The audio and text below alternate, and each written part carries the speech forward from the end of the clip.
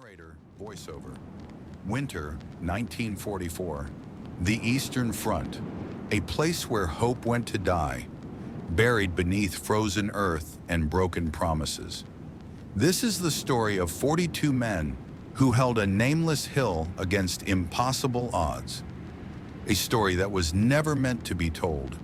A story that survived only because 7 men refused to let it fade into silence. Fade in, black and white footage of snowy landscapes, destroyed villages, soldiers marching. History remembers the great battles, Stalingrad, Normandy, Berlin. But between those pivotal moments, thousands of small engagements unfolded in the shadows, where ordinary men faced extraordinary horrors. Hill 731 was one of those forgotten places, until December 18th, when it became everything. Act 1, The Arrival, 2:30 to 8. Narrator Captain David Harrison's company received their orders on December 15th, 1944. A routine assignment, they were told.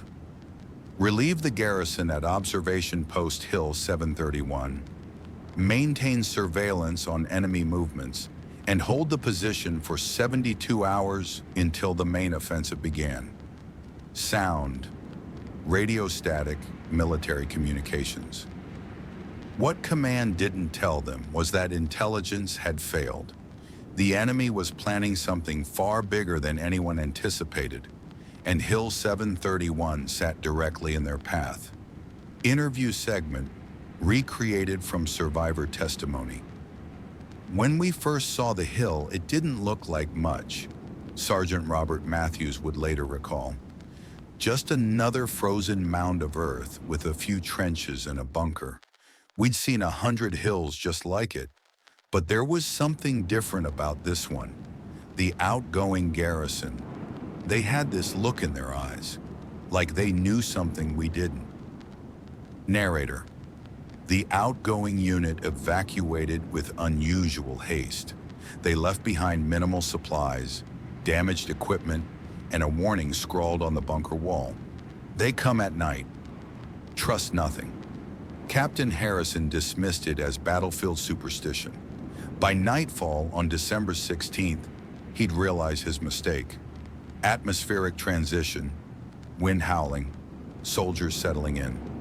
The company consisted of 42 men. Captain David Harrison, 32, a school teacher from Ohio. Lieutenant James Cooper, 24, fresh from officer training, Sergeant Robert Matthews. 28, veteran of 3 campaigns, Corporal Thomas Jensen. 19 who lied about his age to enlist, and 38 others, each with their own story, each believing they'd see home again. Sound, soldiers, talking, equipment being moved, orders being given. They fortified their positions as best they could.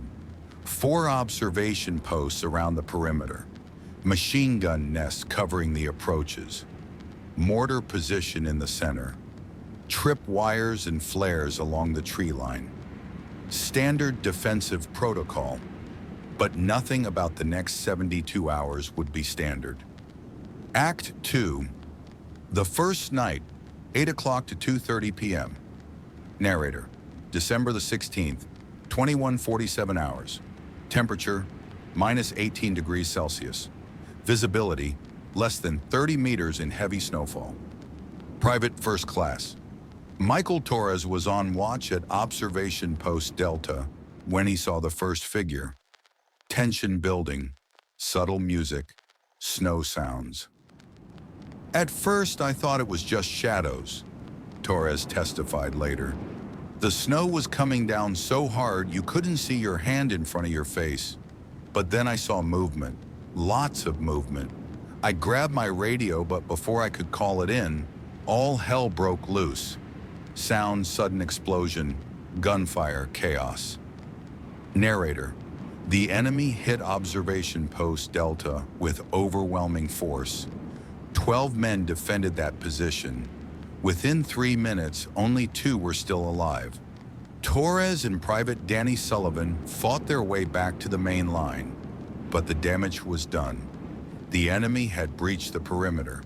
Captain Harrison made the call that would define the next 2 days. They would hold. No retreat, no surrender.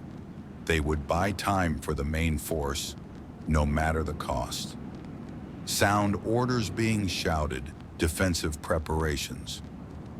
What followed was a night of pure survival. Wave after wave of attacks came through the darkness. The defenders couldn't see their enemy clearly. Only muzzle flashes, shadows, and the terrible certainty that they were vastly outnumbered. Narrator: Sergeant Matthews organized the defense with brutal efficiency. He divided the remaining men into 3 rotating shifts, 1 fighting, 1 resting, 1 on standby. It was the only way to maintain the line through sustained assault. Every man knew his job, Matthews recalled. Jensen covered the left flank with the machine gun. Lieutenant Cooper handled the mortar. Torres and Sullivan, those 2 kids who'd barely escaped Delta, they volunteered to go back out, set up ambush positions in the ruins.